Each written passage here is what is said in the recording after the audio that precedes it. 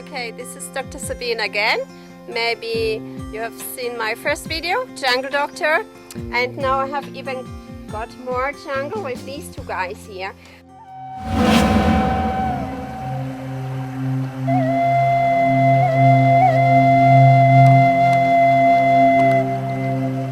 They were brought in as tiny little bear cubs and they were rescued by villagers who then could not look after them. And then they brought them here and they have grown now a lot.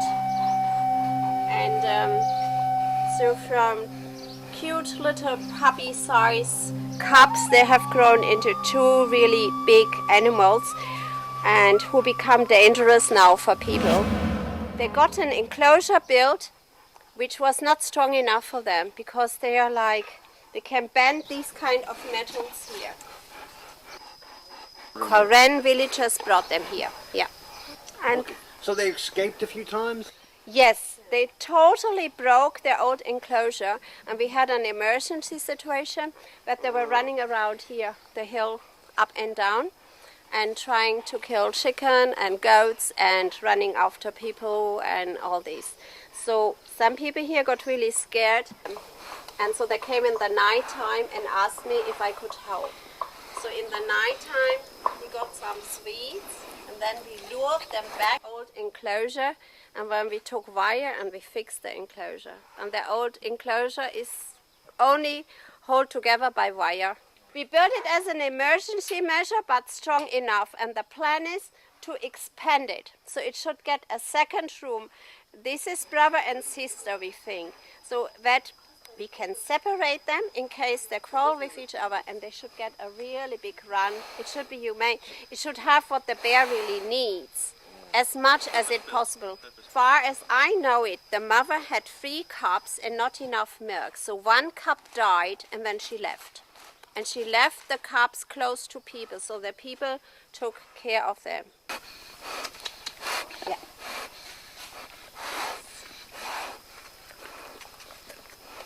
But now I can keep them clean and everybody is safe. Bear is safe and people are safe. Well, they look very healthy. They've been yeah. obviously They have very been well. cooked well for, yeah. They have been taken. So we need some funding for these guys. We're doing Yes. some. Yeah, What's we the- need funding for these guys. We need money because number one is food, okay?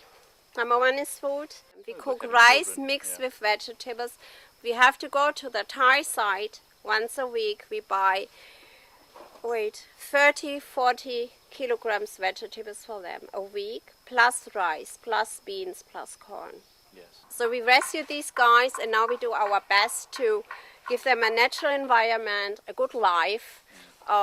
We can't let them out in the wild because they're used to people. They just don't leave. It's their place here. And they broke out. They were hot. And then they went into, you see this red house up on the hill where they were before? Yes. And it's open at the bottom. So they went in there and first they went into the bathroom, drank water, had a good bath, broke all the plastic bowls. Then they went into the kitchen at the side. And afterwards they had a good playtime in the living room. Eating, yeah.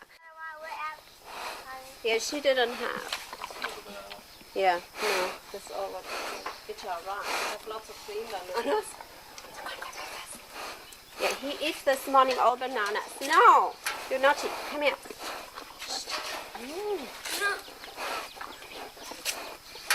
Yeah, that's my house. Still not finished. Nearly finished.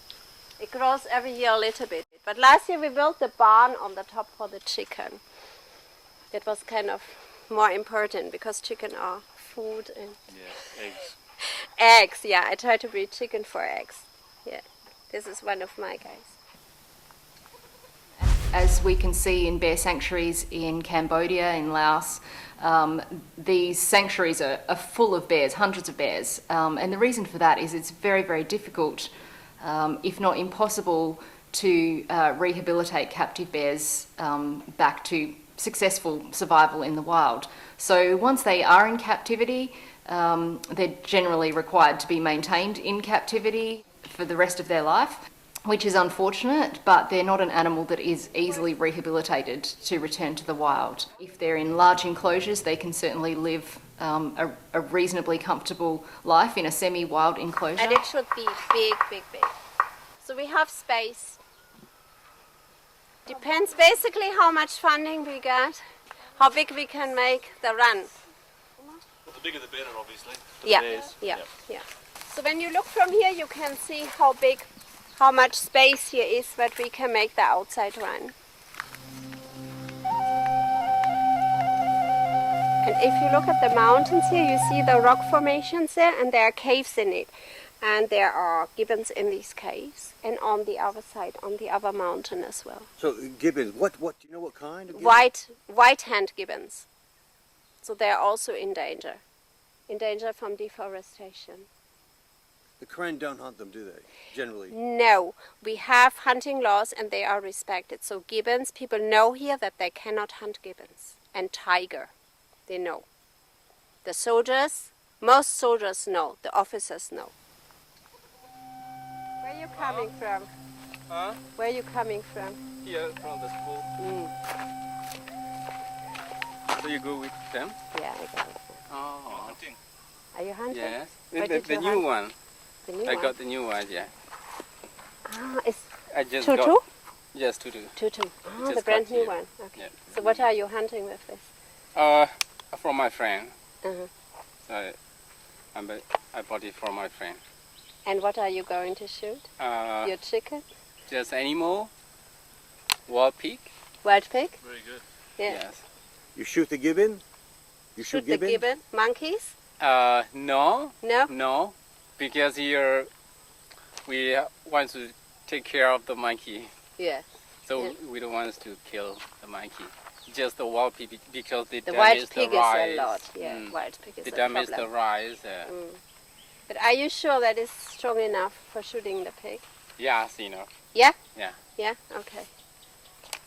Because I don't want to get hurt, then the pig attacks you. because the wild pig, you see the people here grow the rice, Yeah. and then if you go there, you will see it damage all the rice. So we don't. I want know that. they're in that hill. Before Yeah. at Dida house, we used to come down there. Now they go in the over there, Yes. behind. Yeah. Yes, behind here. They're big now. But the other animals, so we don't. How big is the wild pig? Like this? Just big. Very big.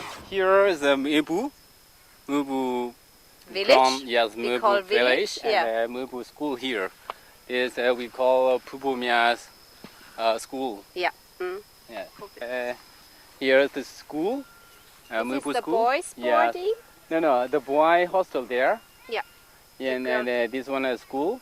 Yeah. And the girls are over there. over there you can see. Yes, behind trees. the building there. This is the new The new building thing, is the for like orphanage. Yes, orphan hostel. Yeah. Kids who have no father and mother But anymore. yes, are not finished yet. Mm. They're going to make maybe this year. Then It's they nearly finish finished it. now. Yeah. And then the next year, they call the children to come and stay here. You have to climb up the mountain, so there is a chain of higher mountains behind it. Yeah, here. Yeah, Yeah, this yes, is behind. part of the Donna Yeah, Range, the right? More, yeah. Yeah. Donna. Donna Range, no? Yes, The yeah. end of the Donna Range. So it's really high. It's It's like very high. Because this area, our general, he doesn't allow us to kill the monkey and the like a deer. Yes, he doesn't like to kill that, and we just can like wild pig because they destroy the rice and the food. So and we- rats yeah, and that's right. squirrels. So these animals which are really in abundance here and But, do some yeah. damage. Yeah. that Yeah, is it. but the animals which are kind of getting really rare, already nearly gone on the Thai side, we want that they are protected in the KNDO mountains here. This is how you arrive. You have to cross with a boat, and then you arrive on this riverbank, and then you have to walk up here to our checkpoint. The name of this village is Muepu. See you, Dr. Sabine.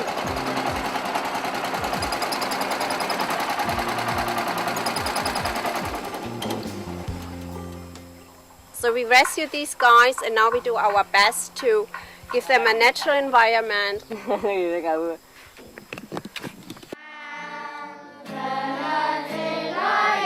We can't let them out in the wild because they're used to people.